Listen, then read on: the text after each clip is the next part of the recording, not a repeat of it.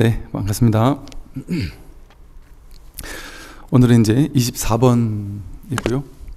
전문 열등한 근기의 수행 부분입니다.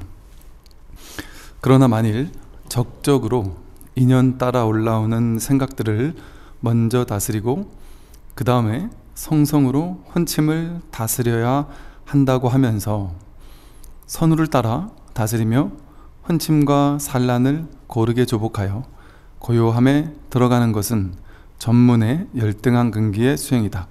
여기서 이제 적적과 이제 성성이라는 이제 말이 나오는데요. 이제 써놓은 것처럼 그러니까 적적하면 이제 말 그대로 고요함, 또 우리 공적과 다르지 않은 또 선정, 앞에서 또 표현했던 이제 막음과 이제 이어지는 이야기고요. 성성은 이제 뭐 깨어있음, 영지, 또 지혜, 비춤과 같이 볼 수 있는 거죠. 만일 이 적적, 고요, 선정 이런 것들을 통해서 인연 따라 올라오는 이 생각들을 먼저 이제 막 생각이 올라올 때마다 선정을 통해서 그거를 다스리고 그렇게 해서 이제 올라오는 생각들을 잘 다스린 다음에 그 다음에 이제 성성으로 깨어 있음으로 이제 영지 있는 그대로의 비춤을 통해서 또 혼침을 또 다스려야 한다고 하면서 선후를 따라서 먼저가 있고 차후가 있고 선후를 따라서 다스리면서 혼침과 산란을 고르게 조복해서 고요함에 들어가는 것은 전문의 열등한 근기의 수행이다. 그러니까 이제 이 전문의 열등한 근기의 수행이라고 했는데 이 점수의 문이다. 그러니까 쉽게 말해서 이 공부는 하나하나 닦아서 이루는 공부가 아니라는 것이죠. 겉으로 봤을 때 이제 방편의 차원에서 본다면 우리가 생각이 조금 고요해지고 조금 더 고요해지고 수행을 많이 하면 할수록 우리 이제 쉽게 말해 우리의 분별심의 입장에서 보면 연부를 하고 독경을 하고 자선을 하고 뭐 지관을 하고 온갖 수행법을 통해서 생각을 좀 이렇게 고요히 하고 그러니까 선정을 통해서 그러니까 생각을 이렇게 찍어 누르듯이 이렇게 딱 고요하게 멈추는 것을 한다. 이런 수행을 한다 했을 때 왠지 느낌에는 이제 단계적으로 내가 조금씩 생각이 좀 고요해지는 것 같습니다. 또 생각에 휘둘리면서 좀 많이 벗어나고 있는 것 같습니다. 이렇게 느낄 수는 있어요. 근데 그러더라도 그것은 분별이 막 파도가 똑같은 파도란 말이죠. 파도가 세게 치느냐 잔잔하게 치느냐 이제 그 정도 차이일 뿐이지 그것을 가지고 공부라고 하지는 않는다. 생각이 일어나고 일어나지 않고를 고요하게 잘 이게 찍어 누른다고 해서 그것이 수행이 잘 된 것이다 라든지 그렇게 말하진 않는다.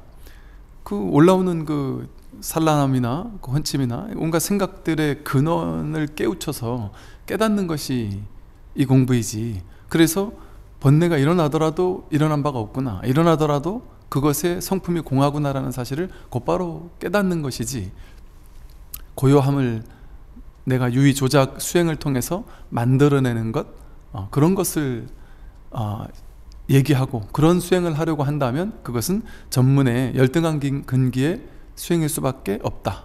만약에 그걸 공부라고 한다면 그렇게 해서 좀 고요해진 것을 수행이라고 한다면 일반인들도 마음공 많아하는 사람도 막 번잡한 일들이 많을 때 막 정신없을 때 이럴 때는 다들 누구나 머릿속이 복잡하지 않겠어요?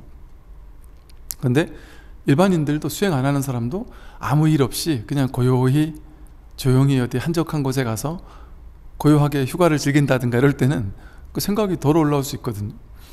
그러면 그럴 때는 그 사람이 수행을 잘하는 것이냐? 그런 것을 가지고 그런 생각이 많이 오고 적게 오는 것 가지고 그렇게 얘기할 수가 없다는 것이죠.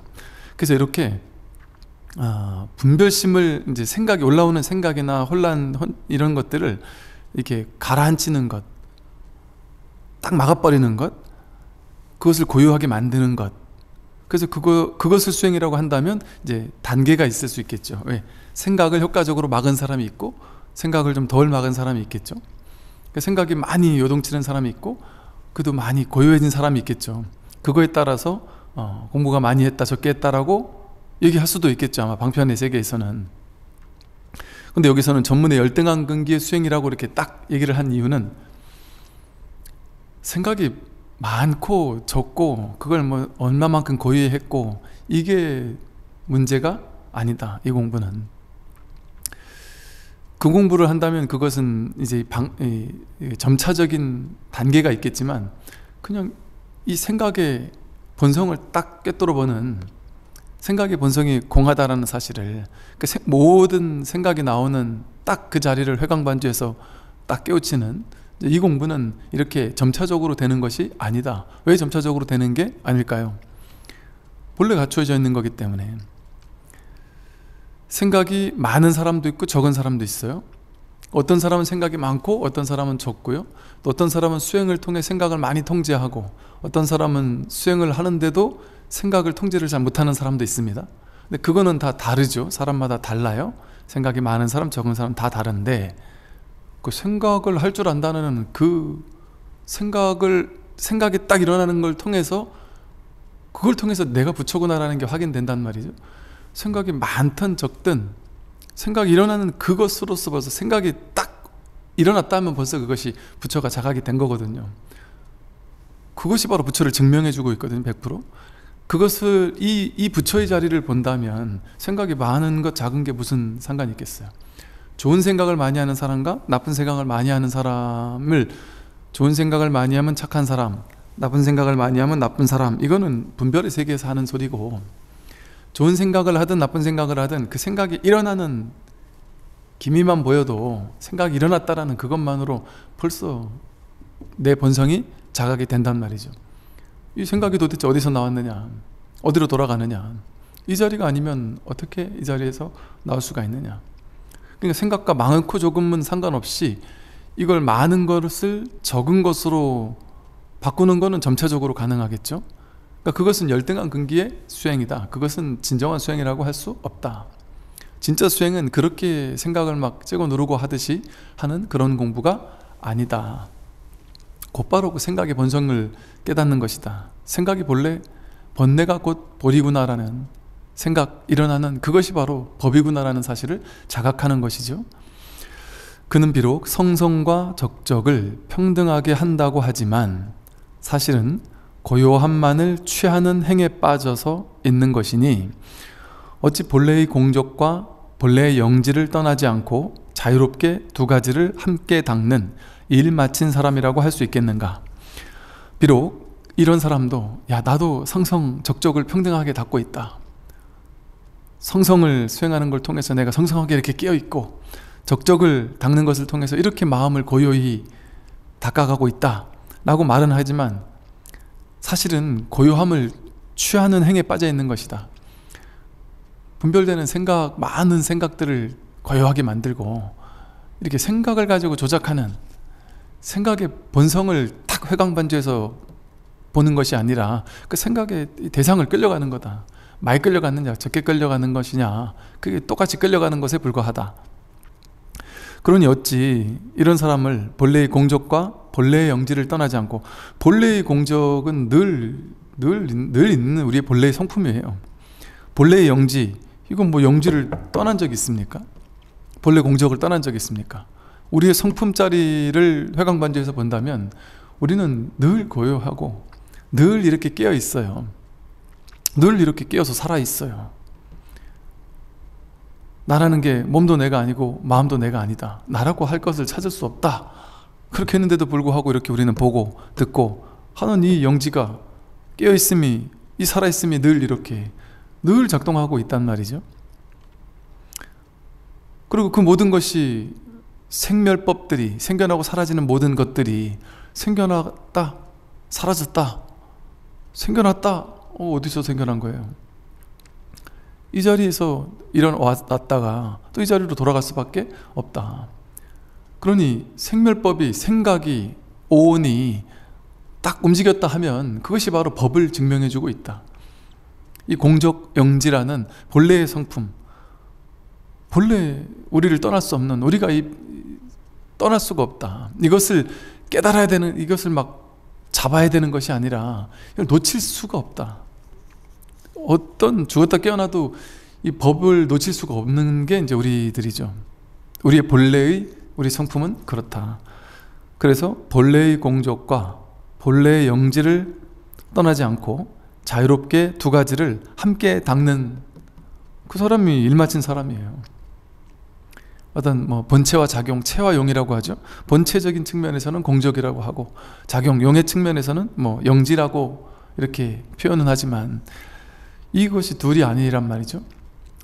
이 두 가지를 함께 닦는다고도 했지만 닦을 것이 없죠. 본래 원망구족하고 있는 것이기 때문에. 그런다는 사실을 자각하는, 그것이 바로 일 마친 사람이다. 무사인이다. 우리는 본래 일 마치고, 일 마쳐져 있어요. 누구나 일을 마치고 있다. 누구나 부처다. 다만 스스로 모를 뿐이지. 그러니까 부자가 우리 저 법화경의 비유처럼 내가 본래 부자인데, 아니면 친구가 이렇게 어마어마한 죽을 때까지 쓰고도 남을 만한 값진 보석을 주머니에 넣어줬는데, 이 사람은 그 보석이 있기 때문에 이미 부자거든요. 이미 부자인데 자신이 주머니를 돌아보려고 하지 않은 거예요. 바깥으로 좀 오늘은 뭘 먹고 살아할까, 오늘은 먹을 게 좀 있을까, 바깥으로 다니면서 이렇게 먹거리를 취하려는 마음은 냈어도 자기가 이미 가지고 있는 이 보석을 보려고 하지 않았을 뿐이란 말이죠. 그러더라도 이 사람은 이미 부자인 것처럼, 아버지가 아들을 한 30년 40년 떠돌던 거지를 보고서는 딱 보자마자 아들인 거를 확인했단 말이죠. 아버지는. 그래서 아버지는 아들한테 아들이라고 얘기하고 싶지만, 아들이라고 찾아가려고 하니 아들은 오히려 저 대단하신 분이 나한테 뭐 나를 어떻게 잘못 하려고 하나 겁이 나가지고 도망치더란 말이죠. 그러니까 얘한테 부처라고, 너가 이 값진 보배가 다 너 거다, 너는 본래 이 집 주인이다, 너는 본래 부처다, 이 얘기를 하면 안 되겠구나, 아직 근기가 지금 그걸 받아들일 만한 때가 아니구나 해서 집에 데려다 놓고 저 화장실 똥 씻는 일부터 시켰단 말이죠. 번뇌의 똥을 치우면서 그 내가 본래 부처라는 것에 익숙해지는데 오랜 시간이 걸린단 말이죠. 그 오랜 시간이 걸리고 나서야 이제 비로소 너가 바로 부처다, 너가 바로 이 집 주인이다, 너가 바로 내 아들이다, 너가 바로 불자다, 부처의 아들이다 라는 것을, 그게 불자예요. 불자는 부처의 아들이니까 그 불자도 부처의 아들이 바로 불자죠, 부처죠. 그러니까 우리는 본래 부처이다. 그러니 사실은 그러니까 불교가 이제 종교라고 하잖아요. 그러니까 종교에는 믿음이 중요하잖아요. 내가 본래 부처인데 부처라고 얘기해도 내가 이걸 깨닫지 못하니 일단 믿기부터 하자, 믿음부터 시작하자. 우리 가만히 생각해 보세요. 내가 중생이다, 그래서 나는 정말 죽었다 깨어나도 부처가 되려면 하늘의 별 따기보다 힘들다, 2500년 전에 석가모니 부처님이나 하신 일이지 우리 같은 사람이 어떻게 할 수 있느냐, 이렇게 생각을 하면서 복이나 짓고 열심히 살고 그렇게 살면 두렵거든요. 내가 죽고 나서 또 지옥 가지 않을까, 내가 옛날에 잘못한 것들 그 과보를 받지 않을까, 내 미래가 병나지 않을까, 아프지 않을까, 자식은 사고치지 않을까, 남편은 바람피지 않을까, 내가 나중에 치매가 걸리면 어쩌지, 온갖 근심 걱정, 내가 죽고 나서 육도윤회를 하면 어쩌지, 개나 소나 돼지로 태어나면 어쩌나, 그 더러운 곳에서 어떻게 사나, 이제 온갖 이런 고민들을 한단 말이죠. 근데 이제 믿음이, 내가 깨닫지 못했을 뿐이지 난 이대로 부처다라는 딱 믿음이 있으면 벌써 삶을 사는 자세가 달라져요. 야, 내가 그냥 부처구나, 진짜 부처구나. 부처가 뭘 두려워할 게 있겠습니까? 부처가 어떻게 지옥을 갈 수가 있겠어요? 진짜 부처구나 하는 어떤 이 믿음만 있더라도 일단은 좀 안심이 된단 말이에요. 그전엔 두려웠는데, 인생 사는 게 두려웠고 내가 어떻게 될지 모르고 두려웠는데, 아, 내가 그냥 이대로 부처였구나. 나 아직 확실히 깨닫지 못했지만, 그럼 안심할 수가 있어요. 안심한 채로, 아, 이제는 내가 갈 길은 이거구나. 내가 이걸 지금은 이제 믿음의 수준이고 그냥 아르마리로 아는 수준이지만, 내가 이것을 내가 탁 체득하는 것, 이것만이 내 인생 최고의 값진 보배겠구나. 왜냐면 다른 것들은 유통기한이 제한돼 있잖아요. 우리 지금 나이가 있으니 50년도 못 살고 죽을 거 아니겠어요? 몇십 년 안 되는 유효기간, 재산을 벌어도 이거 몇십 년 안 되고, 건강해도 그거 어차피 몇십 년 안 되고, 다 얼마 안 되는 유효기간을 가지고 있는 허망한 것들인데, 거기 목매면서 남은 인생을 산다면 그게 정말 값진 걸까요? 그렇게 값진 거겠는가? 진짜 값진 것은 이 마음 공부를 통해 자기 성품을 깨닫는 것이다.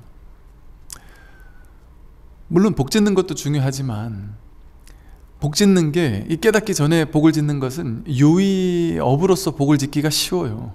복을 짓고 나서 내가 이만큼 복을 줬는데 이만큼 받아야 되지 않을까 하는 어떤 계산된 복 짓기가 되기 쉽다.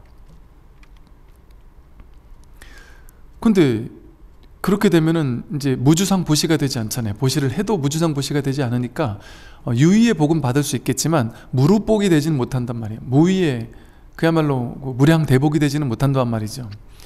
근데 내가 자기 성품을 확인하고 나면 작은 것 하나를 보시해도 그것이 무량대복이 된단 말이죠. 그러니 뭐 요즘에 어떤 사람들은 그 불교에서는 스님들 중에 이 깨달음을 얘기를 하는 스님들은 자꾸 이 공부만, 마음 공부만 얘기하고 복 짓는 일, 사회 활동을 등한시한다. 사람들을 돕고 나누고 보시하고 그거부터 하는 게, 그게 진짜 자비고, 그 자비가 있어야지만 그게 진짜 깨달음이지. 그냥 깨달음만 중요하다고 얘기하는 분들도 계시는데, 그게 맞는 얘기냐? 그건 틀렸다. 깨달음이 먼저가 아니다. 실천이 먼저다. 아무리 깨달아도 실천하지 않으면 그게 무슨 의미가 있느냐, 이렇게 이제 여기 들으면 상당히 그럴싸하고, 그게 틀린 말은 아니에요. 완전히 틀린 말은 아닙니다. 근데 그렇게 복을 짓는 것이 유의의 복이란 말이에요. 유의의 복. 무릇복이 되지 못합니다. 그렇게 해가지고 예를 들어 사회복지, 내가 수천억 수조 원을 사회복지를 하고 죽을 때까지 사회복지를 했어요. 그럼 이 세상 사람들이 정말 복지가 철철 넘치는 그런 사회가 될까요? 이 세상이? 저 정말 가난에 굶주리는 사람들이 다 완전히 행복을 찾을까요? 사람들은 돈이 없는 사람보다 돈이 많은 사람이 더 불행할 수 있거든요. 그 돈 때문에. 그런 사람들 어쩔 거예요? 돈으로 해결을 어느 정도 됐는데도 불구하고 불행한 사람은 어쩔 겁니까? 즉, 복 짓는 것이 중요하지 않은 바는 아니나, 이 복과 지혜라고 했을 때 이 지혜가 바탕이 되지 않은 복덕은 좀 제한적일 수밖에 없고 유의일 수밖에 없어요. 그러니까 진정한 복덕이 되지 못합니다. 그러니까 내가 삶의 진실이 무엇인지, 내가 누구인지를 깨닫고 나면 그것이 바로 무루복을, 곧장 그 자리에서 무루복이 완성된 것이거든요. 그렇게 하면 그 이후에는 그야말로 하루를 사는 것이 곧 삼천대천세계를 구제하는 거예요. 내가 돈으로 구제하고 몸으로 보시해서 구제하는 거는 한계가 있잖아요. 그런데 이 말이 이제 깨닫고 나면 이해가 되는 말들이죠. 깨달음과 동시에 삼천대천세계가 일시에 구제가 돼버린다. 금강경에 그렇게 나오잖아요.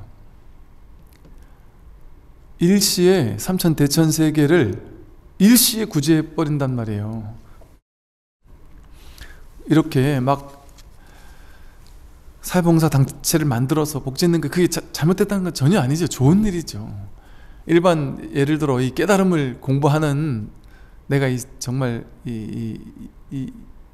온 중생을 일시에 구제하겠다라고 하는 큰 발심, 이거 대발심이에요. 이거는 이러한 대발심을 갖지 않은 사람들이라면 어차피 세간을 살잖아요. 이 인과법인 이 세간을 사니까, 분별의 세계를 사니까, 분별의 세계에서 가장 값진 것은 복 짓는 거죠.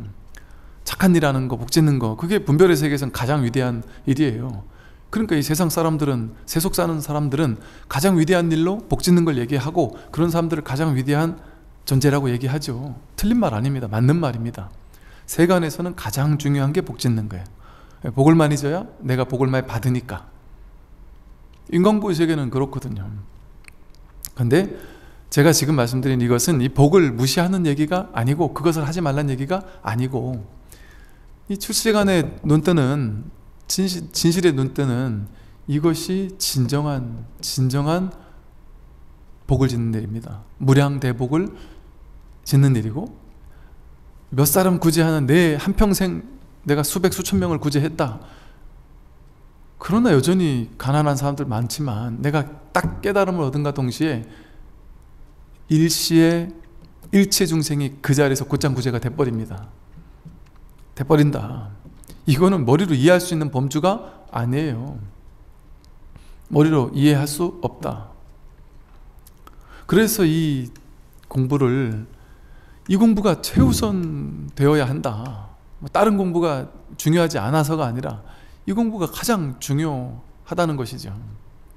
그래서 이 공부에 내가 발심하는 것, 그게 곧 복을 짓는 것과 똑같다.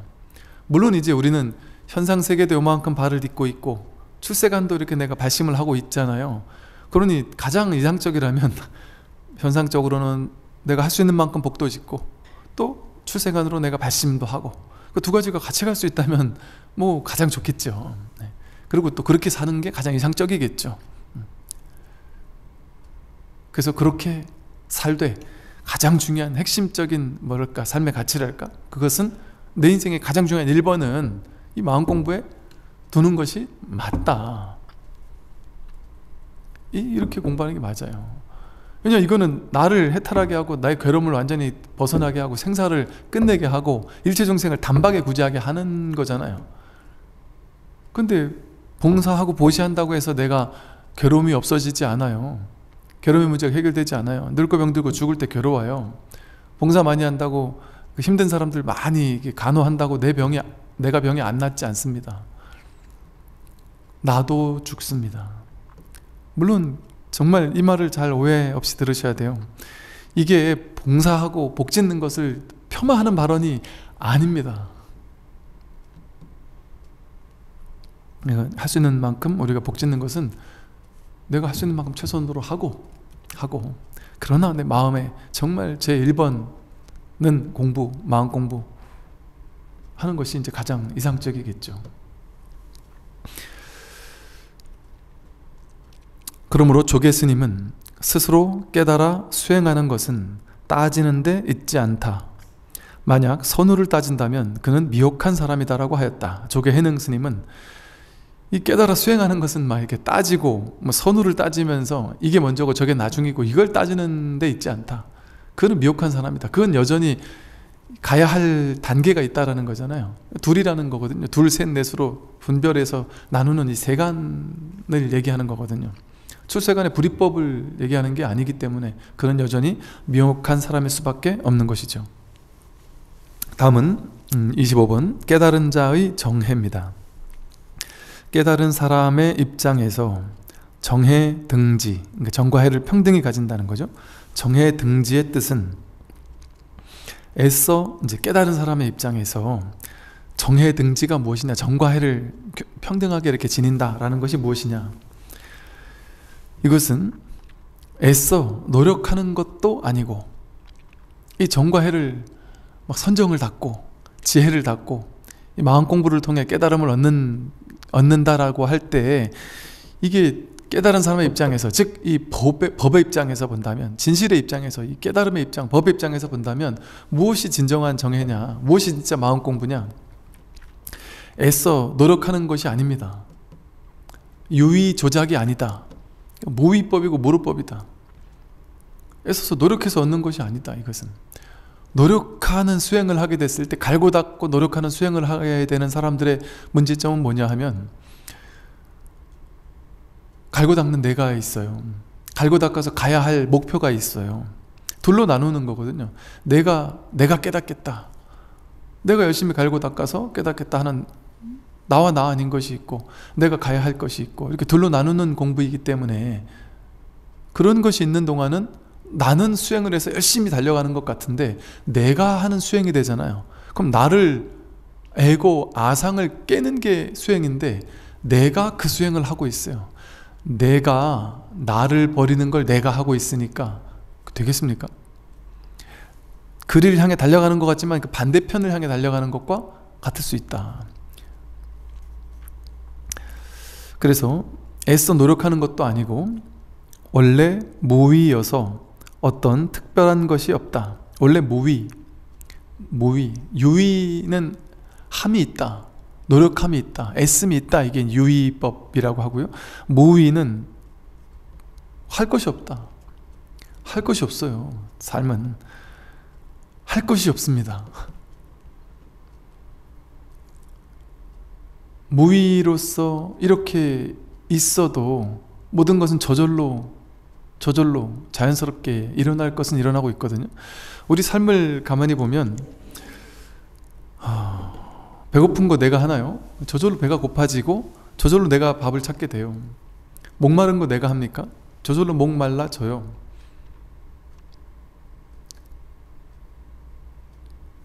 나이 드는 거 저절로 나이 들어져요.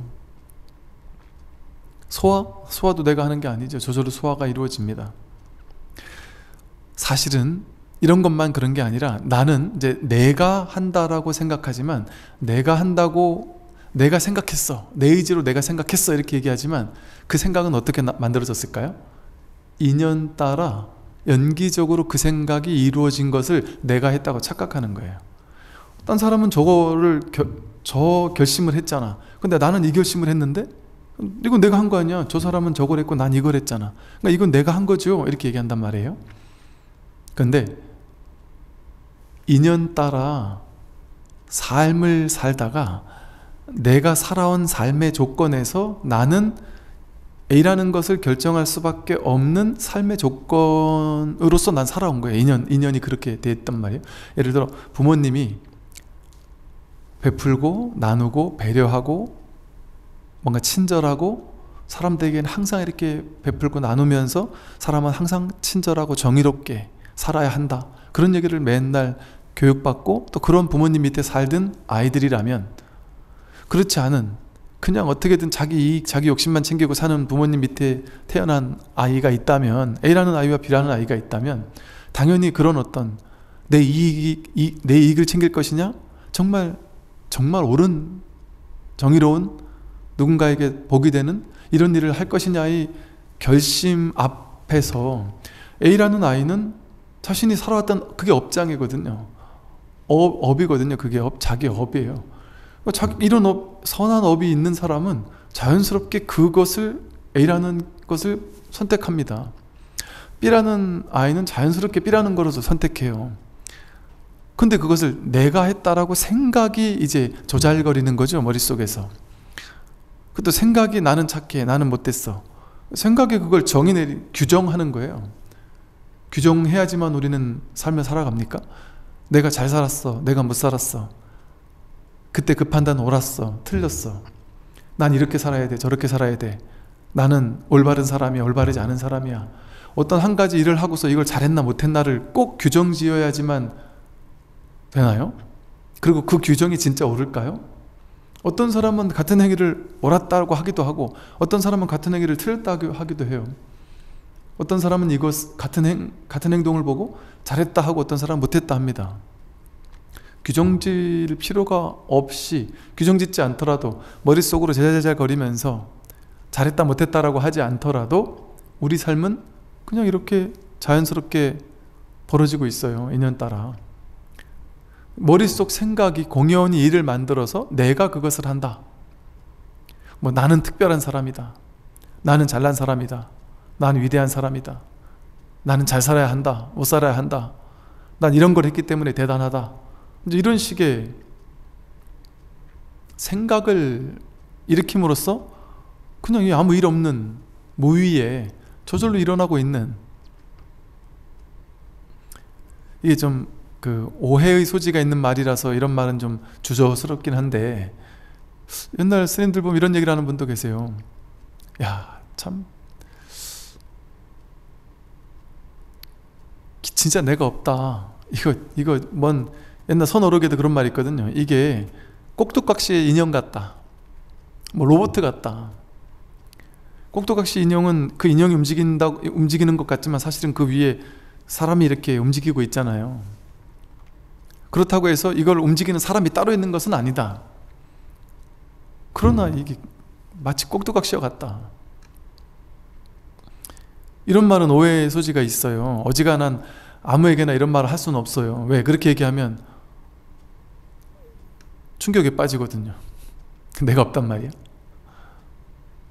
그럼 난 막 살아도 되네? 뭐 이런 식의 오해의 소지를 잘못 심어줄 수 있기 때문에 좀 위험한 말일 수도 있죠. 사실 이 부처님 법은요, 법을 있는 그대로 얘기하기가 참 어려운 이유가 되게 위험해요. 원래 옛날에 깨어난 깨달음을 얻은 많은 분들은 되게 위험했어요. 본인이 위험한 게 아니라 남들이 그 사람을 보기에 위험해요. 그 사람은 우리가 평소에 알고 있는 것과 다른 얘기를 하거든요. 내가 사는 거지, 내가 내 인생을 살지, 내가 태어나서 이 세상에 와서 살다가 가지. 근데 깨어난 사람은 거꾸로 얘기를 하거든요. 그런 내가 어딨냐. 내 마음 가운데 이 온 우주가 왔다 갔다 하는 거지. 내가 죽고 나도 세상은 그대로 있고 나 혼자만 가, 이런 생각을 하니까 죽고 나면 나만 억울한 것 같고, 이 사람은 다 잘 살 건데 내 자식 걱정도 있고 뭐 오만 가지 생각을 하잖아요. 꿈에서 딱 깨어나면 아침에 막 파란만장한 꿈을 꾸다가, 아무리 좋은 꿈을 꾸다가 꿈에서 딱 깨어나면 지금 깨어났어요? 그런데 어젯밤 그 꿈이 어딘가에서 계속되고 있나요?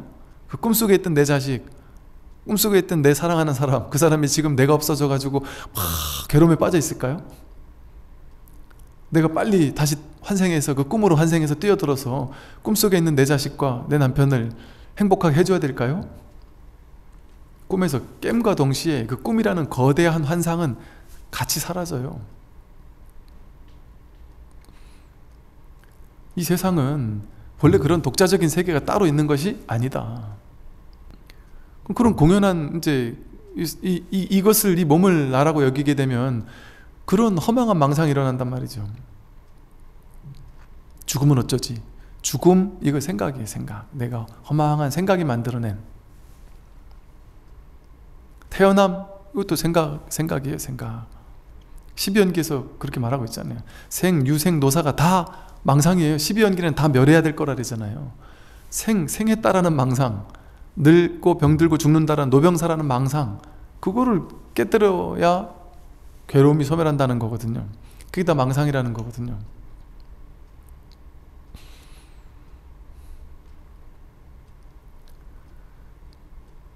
꿈을 딱 꿀 때 보면 꿈속에 딱 뛰어들잖아요. 잠에 딱 들었어요. 꿈이 딱 시작돼요.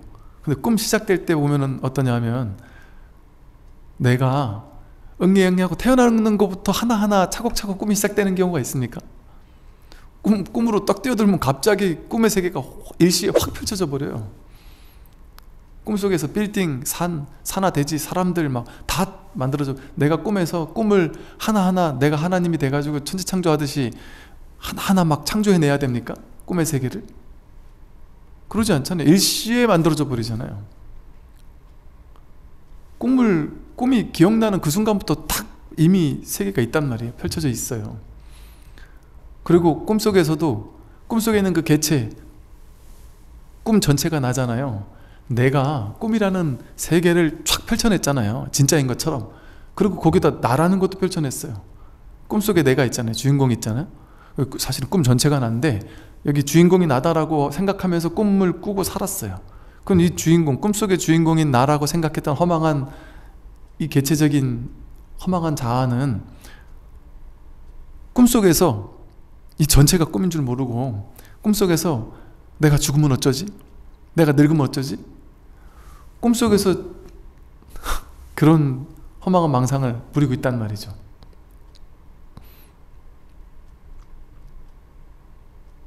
이 세상도 사실은 사실은 그냥 생각으로 따지지 말고 리얼 팩트로 진짜만 상대한다면, 진짜로 내가 경험한 것을 진짜로 본다면, 경험한 것을 보는 건 또 진짜로 보는 게 아니죠. 진짜로 보는 거는 과거 경험한 걸 보는 것도 진짜로 보는 게 아니에요. 그것도 기억이고 생각이잖아요.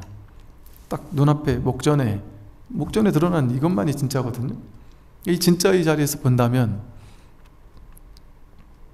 태어남을 경험해 봤습니까? 죽음을 경험해 봤습니까? 태어남과 죽음이 있다라고 생각해요. 자기 생각으로.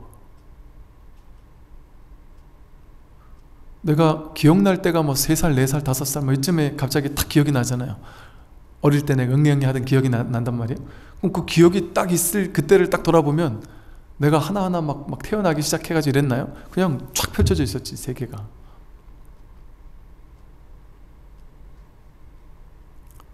내 앞에 이 세계가 이렇게 확 펼쳐져 있는 거예요. 근데 내가 아르마리 분별심 식을 가지고 만법 유식이라 해가지고, 만법이라는 건 이 세상 모든 것들, 삼라만상 모든 것들이 소리거든요. 모든 것들은 오로지 식뿐이다. 내가 허망한 망상으로 만들어낸 허망한 세계일 뿐이다, 이거예요. 나도 세계도 그냥 식작용이다. 그러니까 실제 바깥에 대상이 있고 여기 내가 있는 게 아니라 하나의 식일 뿐이다. 근데 그것을 여기 있는 보는 나를, 보는 측면을 뭐 견분이라고 하고, 보이는 측면을 뭐 상분이라고 하잖아요. 즉 하나에서 견분과 상분이 나뉜 것처럼 착각될 뿐이다. 그런데 이건 다 하나에서의 일부분이란 말이에요. 견분이고 상분이다. 즉 세계가 따로 있고 내가 따로 있는 게 아니라 의식이 분화해서 둘로 나누어 가지고, 왜 식은 그렇게 둘로 나누는 도사니까, 둘로 나누는 것이 바로 식이니까. 그렇게 세계를 허망한 망상으로 펼쳐낼 뿐이죠. 그러니까 똑같은 쌍둥이가 똑같은 조건 속에서 똑같은 부모님 께서 살아도 그 중에 하나는 예를 들어 마음 공부를 되게 좋아해서 마음 공부를 했다. 하나는 그렇지 못했다. 예를 들어 한 사람은 너무나도 똑같은 세계인데 한 사람은 아주 불행한 삶일 수 있고 한 사람은 행복한 삶일 수 있어요. 똑같은 형제인데 다를 수 있잖아요. 같은 세계, 같은 직장에 다니는데도 같은 조건 속에 살아가는데 비슷한 월급, 뭐 비슷한 조건에 사는데 어떤 사람은 무한한 행복이 연기할 수 있어요. 그 사람 눈앞에는. 또 어떤 사람은 너무 불행한 삶이 연기될 수도 있죠. 똑같은 월급을 가지고 어떤 사람은 가난하다 생각하고 어떤 사람은 부자다 생각할 수 있잖아요. 그게 이제 허망한 의식이 만들어낸 세계 속에 그것을 진짜라고 여기면서 허망하게 우리가 그렇게 살아가고 있기 때문이죠. 근데 이제 이런 얘기들이 잘못 들으면 위험하게 들릴 수 있죠. 전혀 다른 얘기를 하니까. 머리로만 들어버리면 이거 완전히 우리와는 전혀 다른 생각을 하는 것 같이 느껴지니까.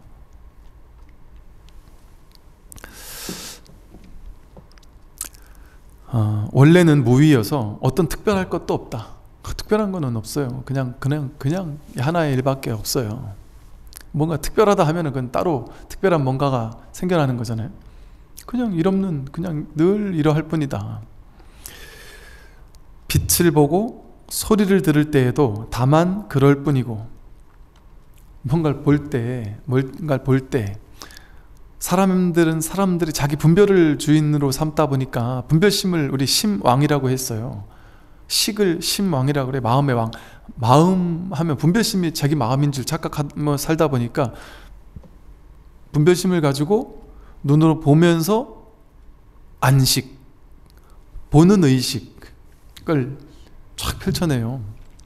그래가지고 사람들마다 자기 의식이 업식이라 그러잖아요. 경험에서 만들어진 식, 그 업식이 어떤 식으로 집적되어 있느냐, 이 오치원이라는 나가 어떤 경험을 통해서 어떤 의식이 집적되어 있느냐, 쌓여 있느냐, 아래야 식 속에 이 식이 얼만큼 어떻게 쌓여 있느냐, 이 쌓여 있는 나를 나라고 착각하고 산다 그랬죠. 그걸 오치원이라고 한다 그랬어요. 색수상행식. 근데 그 마음에 가장 중요한 게 식이잖아요. 그러니까 이 식이 어떻게 쌓이냐에 따라서 어떤 사람은 자기 식에 걸러서, 이건 색안경처럼 이거에 걸러서 세상을 보는 거죠. 그러니까 똑같이 세상을 눈으로 보는데 어떤 사람은 막 빛나게 아름다운 세상을 바라보고요, 어떤 사람은 정말 이 살기 힘든 괴로운 세상을 볼 수도 있어요.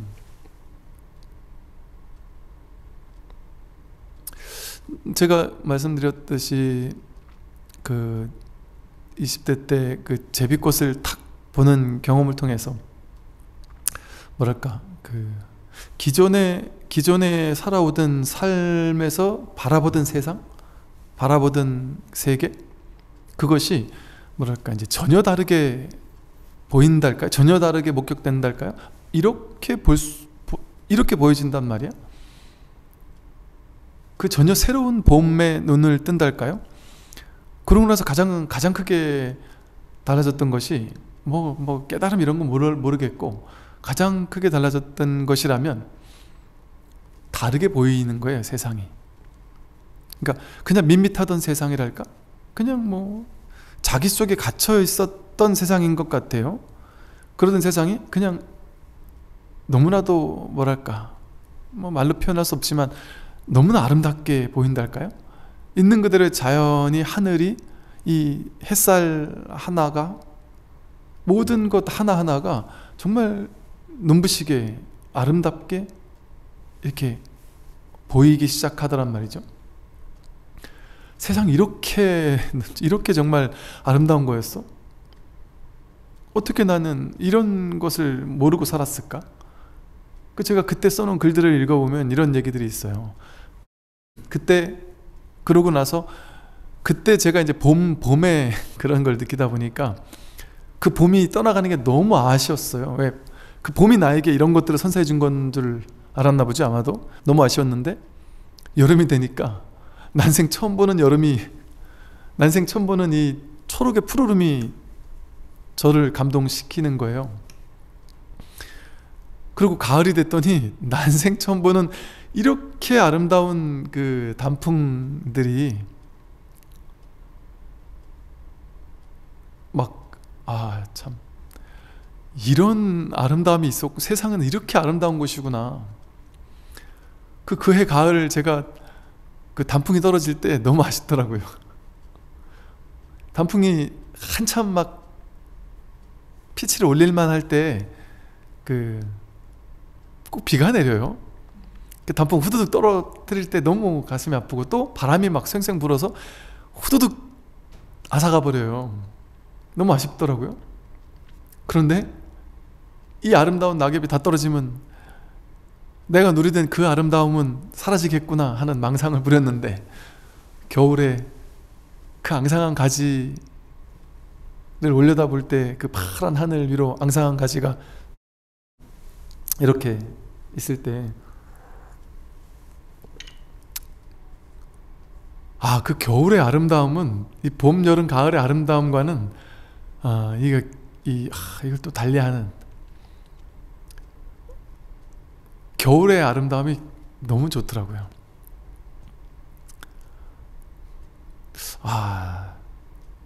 세상이 이렇게 목격되는구나. 나는 뭘 보고 산 거지 그동안? 지금 이제 생각해 보면은 진짜로 생각 속에 빠져가지고, 자기라는 어떤 의식 속에 빠져서 그냥 자기라는 그 생각이라는 그 틀이 만들어 놓은 색안경을 가지고만 세상을 보아왔던 것 같아요. 세상의 진실에 다가가 보지는 못한 채. 그때 사실은 이제 이 공부를 이끌어줄 스승이 있었어야 되는구나 하는 생각을 뒤늦게 하게 되더라고요. 빛을 보고 소리를 들을 때 다만 그럴 뿐이에요.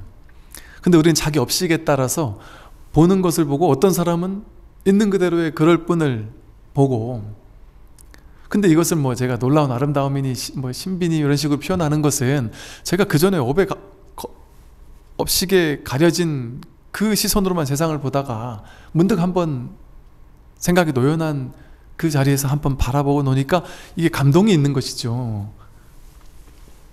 근데 그 감동이 이 진실에 진짜는 아니란 말이에요. 그 감동이 사라진달까? 그러고 나면 그럴 뿐인 거예요. 그럴 뿐. 볼 뿐인 거죠. 감동이라고 하는 것은 그냥 그 당시 어떤 느낌이 그랬다라는 것이고, 그럴 뿐인 것이죠.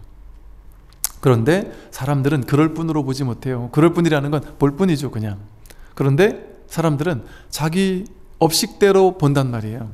그러니까 똑같은 세상을 보면서도 우울하다, 외롭다, 세상은 왜 이렇게 희뿌연가, 이런 세상을 바라보고, 또 자신이 막 기쁜 일이 있고 행복한 일이 있어가지고 막 부흥 뜰 때는 세상이 막 괜히 눈부시게 아름다운 것 같아요.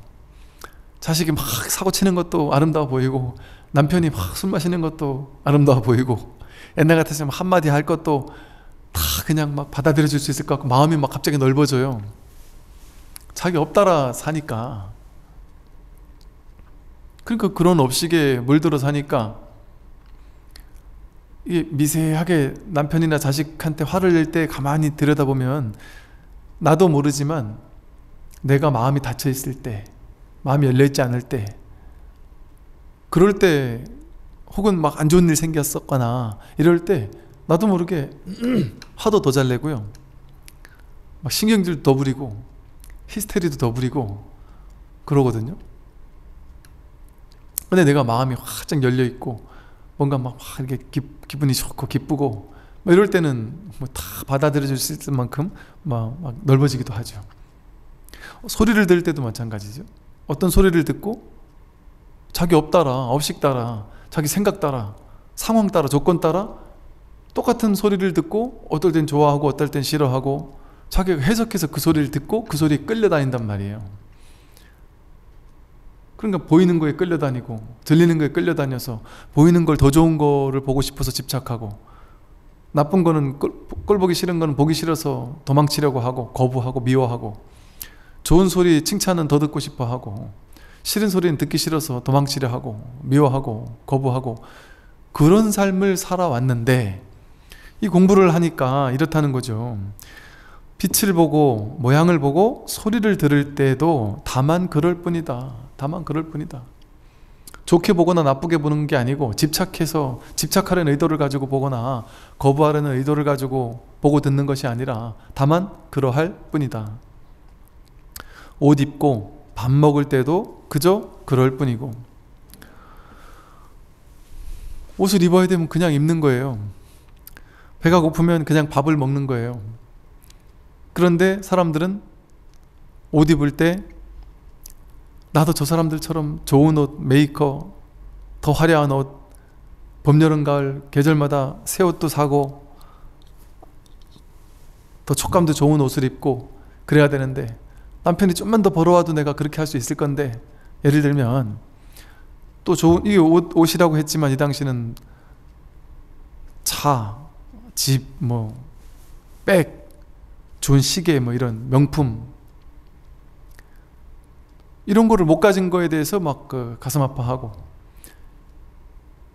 온갖 생각을 가지고 그냥 옷이 필요하면 입으면 그뿐인데, 더 예쁜 옷, 나한테 더 잘 보이는, 잘 받는 옷, 나를 더 이렇게 돋보이게 하는 옷, 그런 거를 찾아 입느라고 입었다 벗었다 입었다 벗었다 막 반복을 하면서, 그 연예인분들 이렇게 보면은 그분들은 어쩔 수 없이 외부에 보여지는 것이 되게 이렇게 신경을 더 쓸 수밖에 없잖아요. 그러니까 그런 분들이 참 번뇌가 심하지 않겠나 싶어요. 그러니까 그런 분들이 막 공황장애가 오고 불안장애가 오고 하는 것도 쉬 납득이 가요. 그렇게 바깥에 보이는 시선 이런 거에 휘둘리고 살 수밖에 없으니까. 밥 먹을 때도 그냥 먹으면 되는데 더 맛있는 것, 어떻게 하면 더 맛집, 더 비싼 거,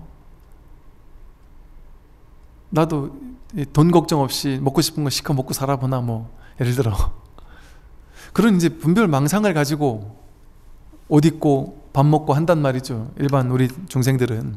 그러나 옷 입을 때 그저 그럴 뿐이고, 밥 먹을 때 그저 그럴 뿐이고, 똥 누고 오줌 눌 때도 그저 그럴 뿐이다. 똥 누고 오줌 눌 때도 그저 그럴 뿐이다. 더럽다 깨끗하다 뭐 이런 차별이 없어요.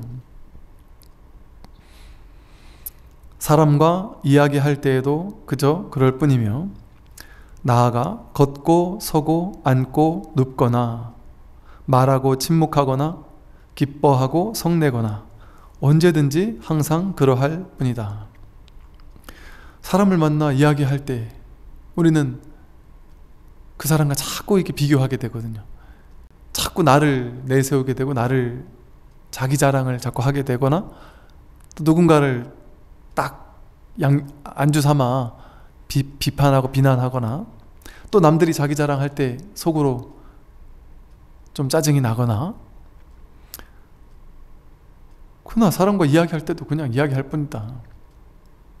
나가 걷고 서고 앉고 눕고 행주자와 어묵 동정 간에 말하고 침묵하고, 기뻐할 때는 그냥 기뻐할 뿐이고 성낼 때는 그냥 성낼 뿐이에요.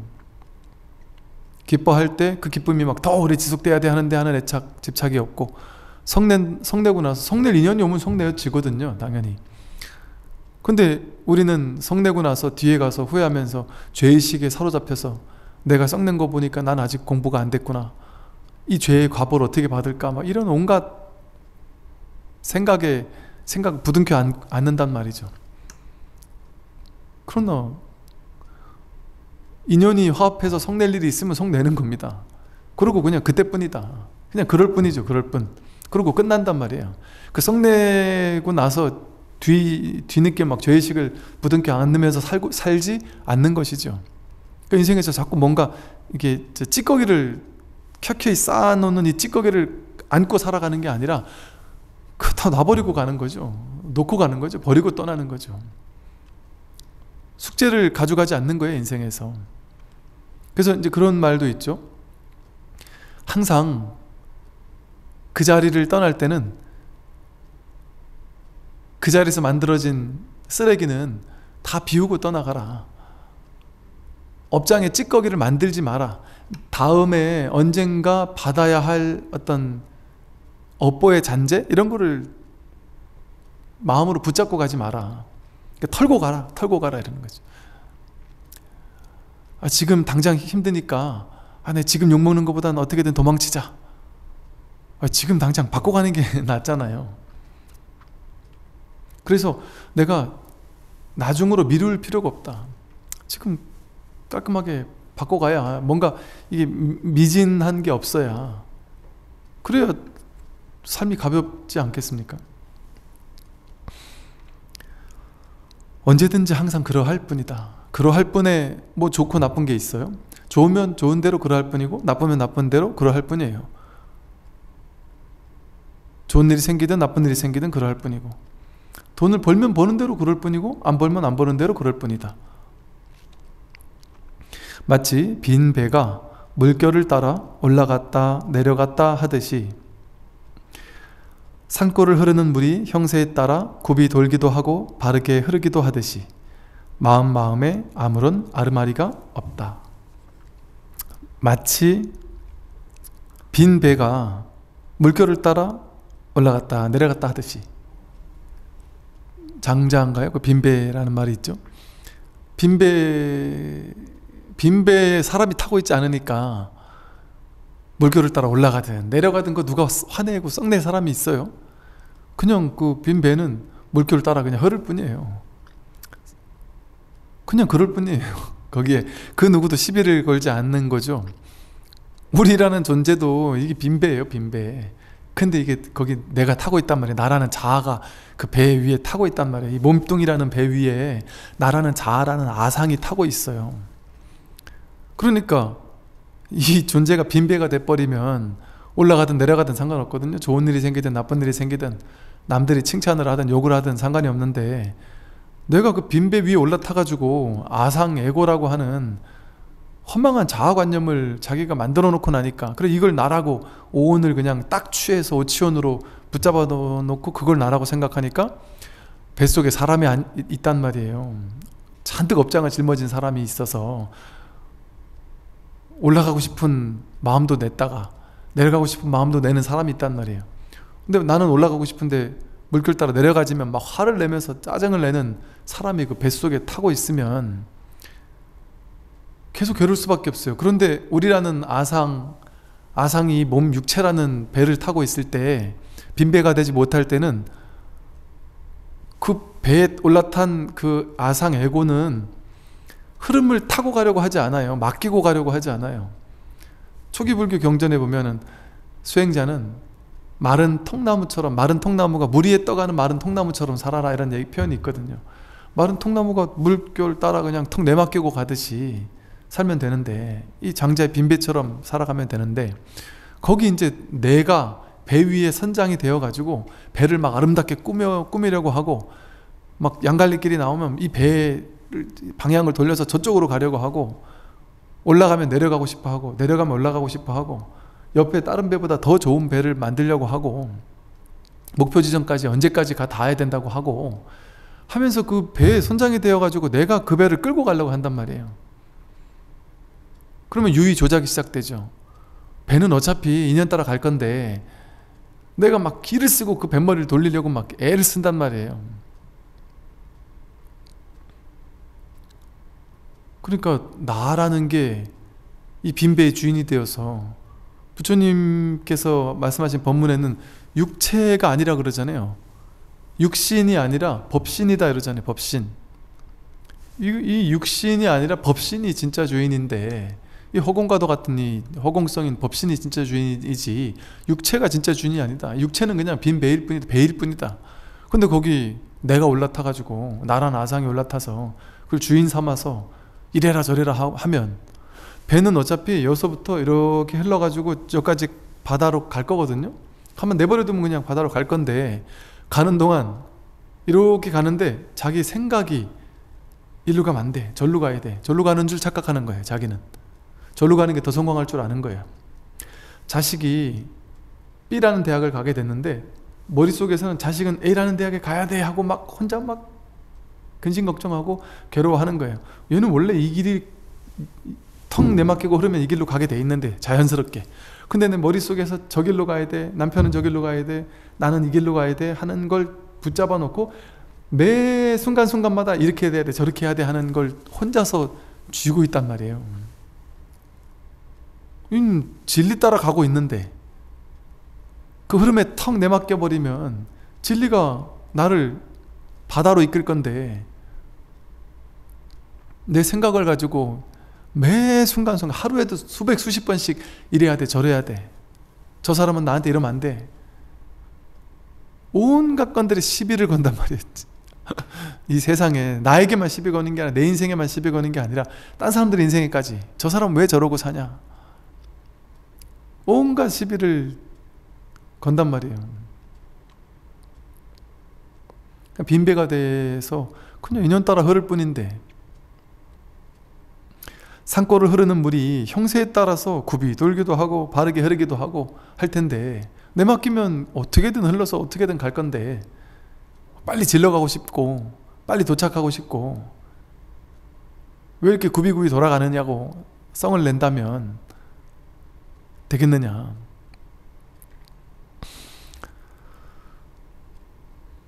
마음에는 이렇게 아무런 아르마리가 없다.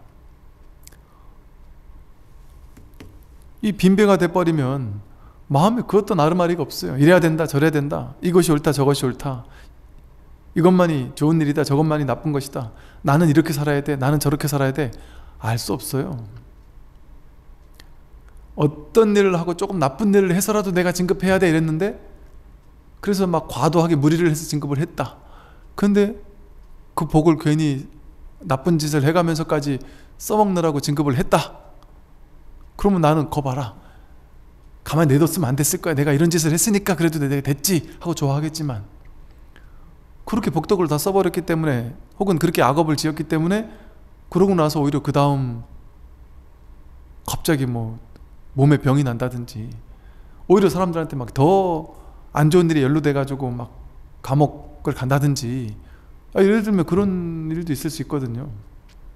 그럼 본인은 억지로 애써가지고 막 됐다 해가지고 됐다고 생각하지만 그게 진짜 된 걸까요? 혹은 막 크게 애쓰지 않고 그냥 인연 따라 맡기겠다. 내가 막 괜히 무리하면서까지, 괜히 막 남들 막 괴롭히면서까지 내가 이걸 하려고 막 기를 써야 되겠느냐. 할 수 있는 최선은 다하되, 정직한 최선은 다하되, 할 수 있는 최선을, 노력은 다하고, 흐름에 크게 어긋나지 않는, 누군가를 막 상처 주지 않는, 괴롭히지 않는 선에서 최선은 다하되 결과는 내맡기겠다 하는 마음으로 살아서 떨어졌다. 그럼 떨어지는 게 진리예요. 떨어지는 게 아름다운 거예요. 그 사람은 떨어져가지고 구에서 나왔더라도 그러한 훌륭한 모습을 보고, 저는 그런 분들 여러 명 봤거든요. 삿된 짓을 너무 안 하고 정말 정직하게 법 없이도 살만한 사람, 정말 훌륭한, 그런데도 일까지 잘하는 사람, 그런 사람인데도 진급 안 돼서 떨어진 사람도 있어요. 근데 그때 심지어 있잖아요. 심지어 병사가 있잖아요. 병사가 우리 소대장님, 우리 중대장님 정말 훌륭한 사람이라고 가슴으로부터 존경을 하는, 정말 진심으로 존경을 했는데 이분이 진급이 떨어졌어요. 장기가 안 돼서 군생활을 못하게 됐어요.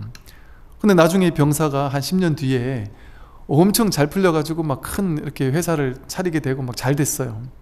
근데 그때 우리 소대장님이 생각난단 말이죠. 그 전화해서 이 소대장님 뭐 하시나 했더니 놀고 있다고. 소대장님 같은 분들이 놀고 계시면 됩니까? 와서 일 좀 도와달라고 해서 갔더니 쉽게 말하면 낙하산이죠. 바로 그냥 그 중요한 그 아주 관리하는 자리에 딱 앉혀드리면서 그런 일이 일어난다니까요. 그럼 본인은 잘못됐다고 생각했지만 그게 잘못된 게 아니라 더 잘된 걸 수 있죠. 그러니 자기 생각을 가지고 자신의 인생을 알 수 없는 거예요. 판단할 수 없는 거예요. 저 그런 얘기하는 분들 많았다는 얘기 했었죠. 이게 10년 걸린 그걸 깨닫는데, 이게 잘못됐구나를 깨닫는데 10년이 걸린 분이 계세요. 즉 10년 전에 A라는 분은 진급을 하고 B라는 분은 진급을 떨어졌어요. 두 분이 경쟁하다가 떨어졌어요. A라는 분이 진급해서 그 자리에 가서 일을 열심히 했고 잘 살았죠. 그 B라는 분은 진급도 떨어지고 이제 나와가지고 딴 일을 이렇게 하고 계세요. 근데 그 A라는 분이 있던 그 자리에서 해야 되는 업무를 그냥 주어진 업무를 했을 뿐인데, 그분 입장에서는 그게 이제 시대가 바뀌고 사회가 바뀌다 보니까 그때 했던, 그 당시는 그냥 관례였는데 그때 했던 게 이제는 죄가 돼버린 거예요. 그래서 10년 전께 뒤집어, 거의 10년 가까이 된 게 이걸 다시 그걸 추궁해가지고 감옥에 들어갔어요. 그 이 B라는 분이 나중에 10년 후에 저를 찾아서 그 얘기를 하더라니까요. 야, 스님, 제가 그때 진급 떨어진 게 천만 다행이라, 지금까지 10년 동안 나는 그 떨어진 것 때문에 좀 가슴 아프고 저 사람을 부러워하며 살았는데 그 부러워할 게 없었구나, 내가 차라리 속편했구나라는 걸 깨닫는데 10년 걸렸습니다. 10년 뒤에 보니까 그 사람이 지금 그렇게 가 있고 본인은 그냥 나와서 어쩌지 딴 일을 하면서 지금 그냥 잘 살고 있다, 그런 얘기를 하더란 말이죠. 모르는 거예요. 알 수 없는 거죠. 그게 진짜 좋은 일인지 나쁜 일인지. 누구나 다 선망하고 있는 그 대학에, 그 고등학교에 가고 싶어서 보냈는데 거기서 애가 정신적으로 너무 스트레스를 많이 받아가지고, 공부는 잘하는데 정신적으로 너무 스트레스를 받을 수 있거든요. 그래서 평생을 너무 힘들게 살 수 있어요. 그럼 그게 정말 올바른 선택이었겠느냐. 스트레스 좀 덜 주더라도 본인이 하고 싶었던, 본인이 할 수 있는 좀 적당한 학교에 가서 자기가 하고 싶은 일을 했을 수도 있겠죠. 예를 든다면 막 그 또한 인연일 수 있겠지만, 그러니까 우리가 자기 생각을 믿고 자기 분별의식을 믿어가지고 그런 분별의식이 나를 끌고 가는 삶, 그런 지혜로운 삶이 아니다. 그러니까 언제든지 항상 그러할 뿐이고 마음에 아무런 아르마리가 없다가 그 소리예요. 아르마리를 가지고 사는 게 아니에요. 분별지로 사는 게 아니라 무분별심으로 사는 거예요. 무분별심은 어떻게, 무엇이 무분별지일까요? 생각, 의도, 느낌, 감정, 생각, 의지, 의식 전부 다 분별지예요. 그럼 뭐가 무분별지일까요? 삶이 무분별지예요. 삶이고 진실이라고 하잖아요. 삶이고 진실이다. 제법 실상이다. 총목벌이다. 무분별지로 사는 게 너무 어려워요. 무언가를 하려고 하니까 어렵죠. 이미 드러나 있는 이 진실을, 이 삶이라는 이 진실, 제법 실상이라는 이 진실을, 이미 지금 사라지고 있는 이 흐름, 지금 살고 있는 이대로, 이것이 바로 진실이 매 순간 드러나고 있는 법신 부처님의 법계의 깨달음의 장인데, 그 자기 식대로 자기 생각, 해석, 분별을 가지고 그게 옳다고 생각하면서 그걸 주인으로 알고 살려고 하니까 괴로웠던 거거든요. 그러니까 법신 부처님의 법계가, 부처님의 정토 세계가 쫙 펼쳐지고 있는데, 아무 일 없이 흘러가고 있는데, 내 생각이 이건 틀렸고 저건 맞았고 막 이 생각이 주인이 돼서 사니까 괴로웠단 말이에요. 이제 생각을 탁 쉬고, 생각은 맞지가 떠들지 말든지 그건 생각의 속성이 내버려 두고, 생각의 당처는 공한 거니까 내가 그거 끌려가지 않겠다. 끌려가지 않고 그냥 생각이 움직이고 하더라도 그 생각을 저걸 써먹는 거죠. 필요한 만큼 써먹긴 하되 그 주인으로 내주진 않는 거예요. 주인 자리에. 주인 자리는 늘 이 삶이, 법이, 진실이 딱 주인 자리에 앉아서, 그러면 그런 삶이 어떤 삶이겠어요? 완전히 내맡긴 삶이죠. 자기 분별이, 아르마리가 내 인생을 끌고 가는 삶이 아니라 삶 자체가 삶을 살아가는 거예요. 그건 어떤 삶이에요? 어떤 삶이 아니에요. 이미 그렇게 살아가고 있어요. 이미 지금 이대로가 법신 부처님의 법계가 펼쳐지고 있단 말이죠. 근데 생각에 속삭임만 없다면, 그러니 삶을 완전히 받아들이는 거죠. 완전히 허용해 주는 것이죠. 이 삶의 문제점들을 해결하고 가는 게 아니에요. 문제점을 허용해 주는 거예요. 문제점을 완전히 직면하고 받아들이고 가는 거예요. 그 문제와 함께 가는 거예요. 함께 가기를 선택하는 거예요. 문제를 해결하고 가야지라는 생각을 가지고 절에 와서 수행을 통해 문제를 해결해야지, 수행을 통해 이 문제를 해결해야지, 자기 분별심으로 이렇게 해야 되라는 생각을 좀 더 효율적으로 하기 위해서 절에 와서 이 생각대로 하려면 어떻게 해야 되죠? 수행하면 이 생각대로 더 잘 되겠죠? 수행하면 막 이것도 바뀌고 저것도 바뀌겠죠? 그 방법으로 수행을 택하는 그런 수행은, 그런 수행하지 마라 하는 거예요. 임재 스님은 수행하지 말라가 임재 스님의 그 뭐랄까 모토라고 할 수 있거든요. 수행하지 마라. 수행하는 건 제대로 하는 게 공부길이 아니다 이런단 말이에요. 그 얘기가 그 얘기예요. 그렇게 수행을 가지고 내가 내 뜻하는 바대로, 내가 뜻하는 바대로의 진실, 내가 뜻하는 바대로의 깨달음, 내가 원하는 바대로의 어떤 공부를 하려고 애쓴다면 그건 진실이 아니란 말이죠. 그래서 삶이라는 진실이 이렇게 펼쳐져 있기 때문에, 그러니까 대부분이 여기서 다 무너지는 거예요. 다 수행을 하면, 수행을 통해 내 인생을 바꾸려고 그래요. 왜? 바꿔야지만 행복하다고 생각하니까. 보살님들은 왜 절에 오셨어요? 물어보면, 아니면 왜 오셨어요? 여쭤보면, 자식이 너무 말을 안 들어서 어떻게 하면 말을 좀 들을 수 있을까 좀 상담하러 왔습니다. 남편이 하도 내 마음 같지 않아서 남편 어떻게 하면 이 남편은 이놈을 바꿀 수 있을까요? 인생이 너무 힘들어서, 몸이 너무 아파서, 뭐 어떤 일이 있어서 그걸 어떻게 하면 바꿀 수 있을까요?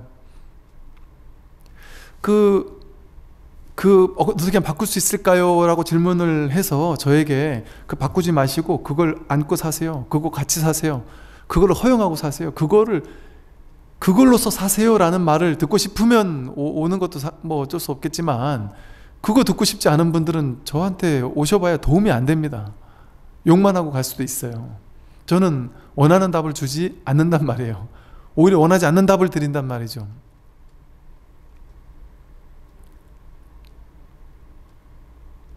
원하는 답 안 줘요.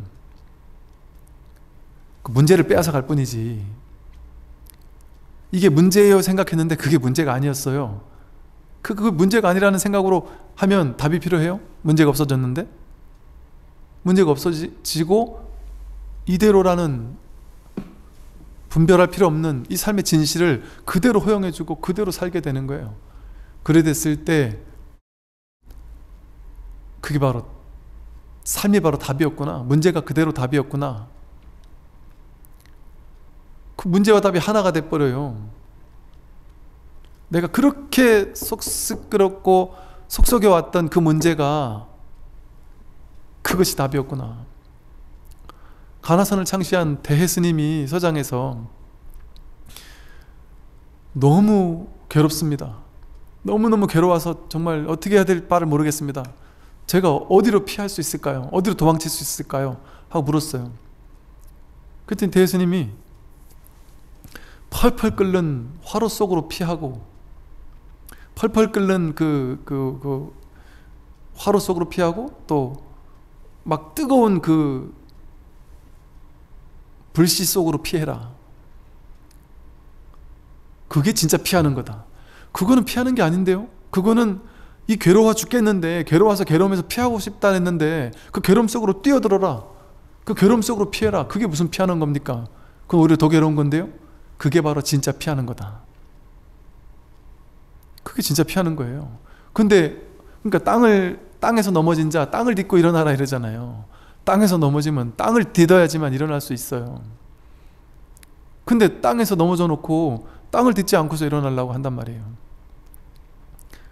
그 괴로움 속에 뛰어드는 것만이, 그것과 완전히 하나가 되는 것만이, 그걸로 사는 것만이, 완전히 삶을 허용해 주고 사는 것만이 깨달음의 길이다.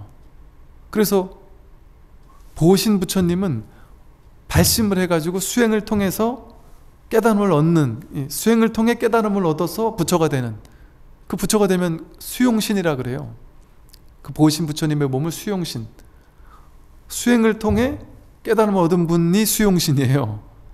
완전히 수용이 돼버린 몸이에요. 삶이 완전히 수용돼 버렸어요. 완전히 허용돼 버렸어요. 완전히 받아들여져 버렸단 말이에요. 물론 이렇게 제가 해석을 하면 사람들은 아이 그런 식의 해석은 아닌 것 같은데요, 뭐 이렇게 얘기를 할 수 있어요. 불교는요 교리적으로 그렇게 해석하는 게 아니에요. 불법은 육조 해능 스님의 가르침을 육조당 경이라고 이름 붙이는 이유는, 육조 스님이 개정의 사막에 대해서, 개정해 해탈지견 오분향에 대해서, 사홍서원에 대해서 자기 식대로 해석하세요. 기존의 해석의 틀을 완전히 깨뜨려 버려요. 그럼 남들이 보기에는 이거는 전통적인 해석이 아닌데, 이건 경전적인 해석이 아닌데 라고 생각해요.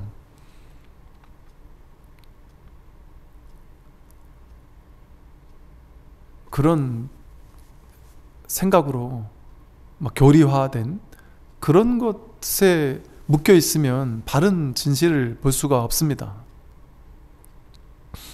그래서 이렇게 아무런 아르마리가 없이 빈배처럼 흘러가면, 우리 흘러가고 있잖아요. 이미 받아들여야 합니까? 받아들이는 걸 해야 하는 걸까요? 이미 받아들여지고 있어요. 삶이 100% 수용되고 있잖아요. 이 삶이 이렇게 흘러가고 있잖아요. 우린 이렇게 흘러가고 있잖아요. 항상 수용되고 있었고, 항상 우린 수용신이 아닌 적이 없어요. 생각이 자꾸 방해하는 것 뿐이지. 그러니까 삶을 내버려 두면 돼요. 내가 조작하지 않고 그냥 내버려 두면, 그러니까 할 게 없습니다. 하던 걸 멈추면 그뿐이지 할 것은 따로 없다. 그러니까 이것처럼 공부할, 이게 공부입니까? 아무것도 안 하는 건데, 하던 거 그냥 멈추기만 하면 되는데요. 이게 수행입니까? 수행 갈고 닦아 어떤 다른 걸로 가야 되는 건데, 가야 하는 모든 것을 딱 멈추는 건데 그게 어떻게 수행이에요? 수행하지 않는 수행이죠. 그리하여 오늘도 내맡겨 흘러감에 자제하고, 오늘도 삶에 완전히 내맡겨서 그냥 흘러가는 거예요. 빈배처럼 흘러가는데 자제하다, 자유자재합니다. 이게 진짜 자제예요. 이게 바로 관자재보살이에요. 자제한 건 자유자재로 내 뜻대로 돈 벌려면 돈 버는 거에 자제하고, 부자가 되려면 부자가 되는 거에 자제하고, 뭐 사람 마음을 얻으려면 마음을 얻는 거에 자제하고, 그게 자제한 사람이 아니에요. 맨날 성공만 하는 게 자제한 게 아니에요. 뜻대로 뭐든지 할 수 있는 게 자제한 게 아닙니다. 좋으면 좋은 대로, 나쁘면 나쁜 대로, 욕먹으면 욕먹는 대로, 칭찬 들으면 칭찬 듣는 대로, 거기 내맡겨 흘러가는 게 자제한 거예요. 제가 20대 때요, 이제 마음 공부하는 수행자다라는 이 상이 막 강할 때예요. 그 제가 이제 군승법사로 있어 놓으니 군부대 법당에 있잖아요. 그러니까 이 군에 있는 많은 사람들한테, 많은 간부님들이라든지 많은 사람들한테 수행자는 뭔가 다르다 이런 모습을 보이고 싶은 거예요. 그러니까 항상 술술술 잘 풀려야 우리 스님이 뭔가 뭘 해도 마음 낸 대로 말한 바대로 다 술술 잘 해내야 그게 신도님들 보기에도 야 훌륭한 스님이지 이런 느낌이 제가 드는 거죠 그 당시.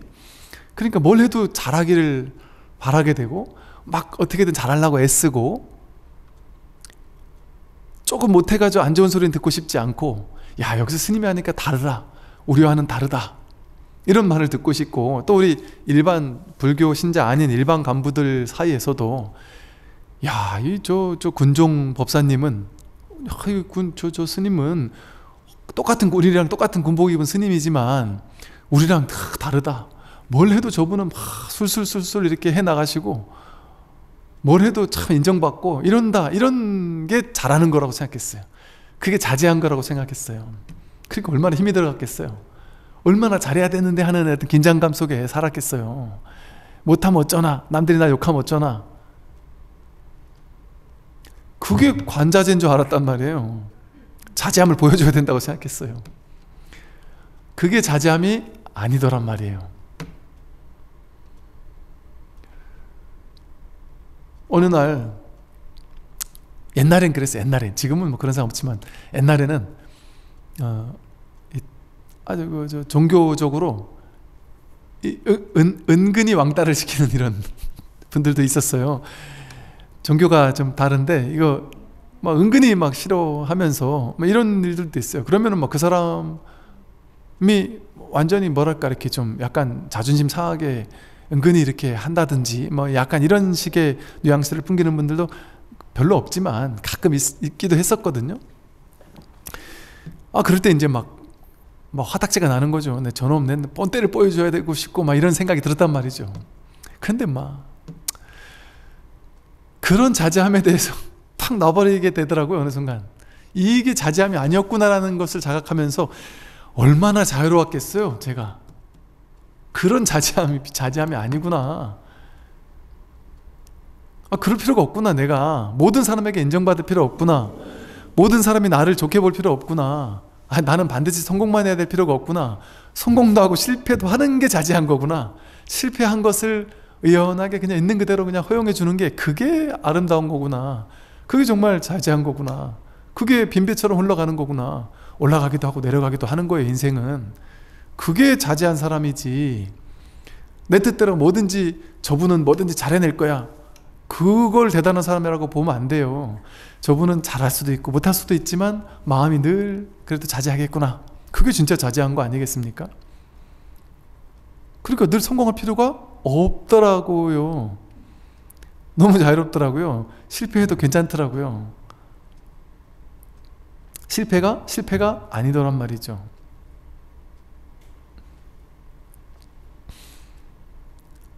여기서 오는 자유,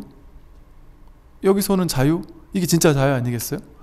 내가 자유를 꿈꿔서 내가 원하는 특정한 자유를 꿈꿔서 그 자유를 쟁취한 것, 그게 진짜 자유일까요? 그럼 그 쟁취한 자유는 언젠가 사라지는데요? 그게 사라지고 나면 자유가 사라지잖아요. 그건 진짜 자유가 아니죠. 지금 이대로 있는 이것이 진짜 자유지.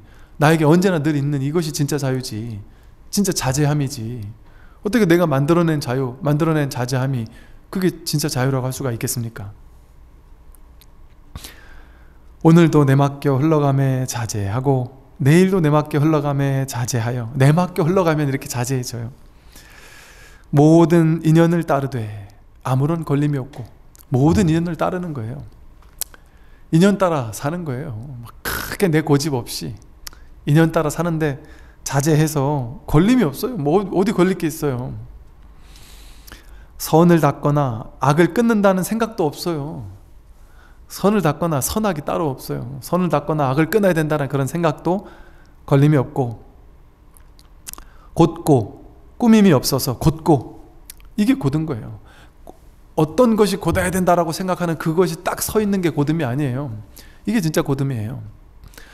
흘러갈 수도 있고 굽이쳐 갈 수도 있고 그냥 내맡겨 흘러가는 자제함, 그게 진짜 곧은 거예요. 이게 곧고 꾸밈이 없어서 뭐 꾸며낼 게 없잖아요. 내가 실패에 대한 두려움이 있으면 성공하기 위해서 꾸며내야 되잖아요. 성공한 척하기 위해서 꾸며내야 되잖아요. 내가 특정한 사람이 되기 위해 꾸며내야 되잖아요. 내가 수행자다운 사람이 되기 위해서 나를 꾸며야 되잖아요. 그럴 필요가 없어요. 특정한 수행자라는 상이 있다면 그 상처럼 되기 위해 내가 그렇게 살아야 되잖아요. 근데 그런 법에 대한 상이 없고 수행자에 대한 상이 없으면 꾸며낼 필요가 없어요. 나를 꾸며낼 필요가 없어요.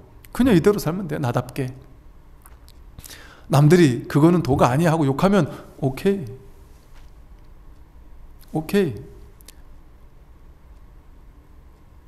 말 나온 김에 이게 요즘에 그 공부하는 사람들이 제가 이 부처님의 가르침을 설하다 보니까, 부처님의 가르침을 제가 대신해서 이렇게 설하다 보니까 부처님의 가르침 얼마나 위대한 가르침이에요. 그러니 그 위대한 가르침을 제가 쉽게 설명을 해드리잖아요. 그러니까 자칫 어떤 사람들은 법상스님이 부처님처럼 위대하신 분인가 보다, 부처님처럼 위대한 깨달음을 얻으신 분인가 보다, 정말 모든 것에 자제한 그런 분인가 보다, 이렇게 오해하는 분들이 자꾸 생겨나서 제가 이 자리를 빌어서 저는 그런 사람이 아니다. 그런 위대한 사람이라고 해서 그렇게 이게 딱 그런 자리에 올려놔 버리면 그건 본인이 괴로워요. 저는 그런 사람이 아니니까. 공부도 많이 부족한 사람이고, 저는 제 스스로 많이 느껴요. 부족하구나. 그러나 뭐랄까, 그 부족함에 대해서 그냥 받아들여요. 그리고 부족함을 통해 공부를 조금씩 이렇게 한 발 한 발 해 나아가고 있어요. 그리고 이렇게 같이 공부하면서, 공부를 가르친다는 것보다도 이거를 이렇게 가르치면서 내가 더 많이 배웁니다. 제가 더 많이 배워요. 제 공부가 되고, 그리고 제 발심도 더 굳건해져요. 내가 정말 부처님 같은 사람이 된다면 이 똑같은 얘기를 해도 정말 더 많은 사람에게 감화를 주고 더 많은 정말 이 공부를 시켜드릴 수 있을 텐데 하는 생각 때문에 내가 더 정말 부처님처럼 공부를 해야 되겠구나 하는 그런 어떤 발심 아닌 발심이 들죠. 그래서 제 공부의 방편으로, 저는 특이하게도 제 공부의 방편으로 이 그냥 공부를 가르치고 하는 것을 선택한 그냥 평범한 한 사람이에요. 한 공부인, 수행자. 너무나도 평범한, 모든 사람과 똑같은, 저도 똑같이 배고프면 밥 먹고 배부르면 싸고 먹고 싶은 것도 있고, 뭐가 다를 게 있습니까? 뭐가 다를 게 있겠어요? 똑같은. 그러니까 여러분들이 저를 위대한 자리에 올려놓을 만한 그런 사람이 안 된다. 똑같은 자리다. 똑같은 자리. 똑같은 자리, 같은 자리에 있어요. 같이 공부하는 도반이에요. 결코 저를 그런 자리에 올려놔서 그런 자리에 올려놓는 걸 통해서 본인 스스로 괴로워하지 마시란 말이에요. 본인 스스로 또 저에 대한 상을 만들어 놓고 또 어느 날 또 갑자기 실망하고 이러지 말란 말이에요. 저 실망할 일이 없겠습니까? 저한테 실망할 일이 있을 수 있죠. 본인들이 이런 스승을 원했다면 그런 스승에 제가 맞겠습니까? 그분들이 만들어 놓은 그 스승이라는 상에 어떻게 딱 들어맞는 사람이 제가 될 수가 있겠어요? 저 못해요. 저는 그냥 저다운 사람이 사람으로 사는 게 제 길이고, 그게 저지. 그런데 사람마다 원하는 스승상이 다 다를 거 아니겠어요? 제가 그걸 다 맞춰줄 수 있을까요? 그러고 싶은 마음도 없고 그럴 수도 없어요.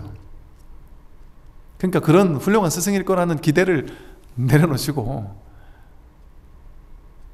저한테 배울 만큼 배워가지고 더 부처님 같은 분 스승을 만나기를 발언해서, 그래서 부처님 같은 스승을 만나서 그분에게 가는 게 가장 아름다운 일 아니겠습니까? 가장 좋은 일이에요. 제가 부처님처럼 훌륭하지 못함에도 불구하고 의리 때문에, 정 때문에, 그래도 우리 스님인데, 그래도 우리 절인데 막 이런 의리 때문에 이 절에만 죽을 때까지 다녀야지, 그거는 옳은 생각이 아니에요. 불교적인 방식에서는. 불교에서는 그래서 스님들이 뭐예요? 구법여행을 떠나잖아요. 구법여행을 떠나서 이 스승 저 스승, 이 스승 공부하다가 하산하거라, 내가 더 이상 너를 가르칠 게 없다, 하산하잖아. 이게 자연스러운 불교의 공부 방식이거든요. 부처님 오신 날도 2절 저절 3절 이상을 밟는다, 이런 얘기도 니절 내절 2절 저절 2절만 가야 된다, 이 스승만 찾아가야 된다, 그런 게 없다는 거잖아요. 근데 행간에서는 신도님들이 2절 저절 이 스님 저 스님 찾아다니는 거를 무슨 뭐 스님 쇼핑한다고 하면서 폄하하는 분들도 계실 수 있는데, 물론 그게 본인의 발심이 간절해서 가는 건 괜찮은데, 그냥 뭐 없나 싶어서 저 스님한테가 뭐 있겠나, 날 좀 더 예뻐해 주겠나, 아니면 진짜 쇼핑하듯이 그러고 다니면 안 되겠죠. 근데 간절한 발언이 있어서 그 간절한 발심이 중심이 되어서 스승을 찾아간다면 이절저절 쇼핑을 뭐 100번 1000번이고 해야 된단 말이죠. 여기만 묶여 있으면 안 됩니다. 저 또한 그런 스승을 만나기 위해서, 또 그런 스승이 되기 위해서 저 또한 그 미진함이 제 공부의 어떤 동력이 되는 것이죠. 그래서 공부를 하게 된다.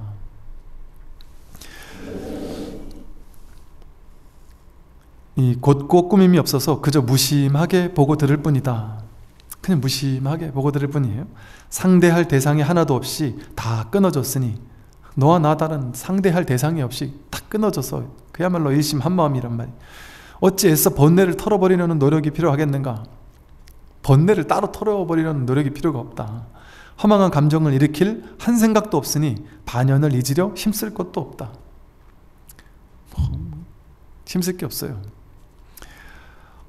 끊을 한 생각이 따로 있는 것이 아니다. 참 이런 말씀들이 얼마나 참 아름답습니까? 이런 공부를 우리가 만나게 된 게 참 귀한 일이 아닌가 하는 생각이 듭니다. 네, 오늘 여기까지 하겠습니다. 수고 많으십시오.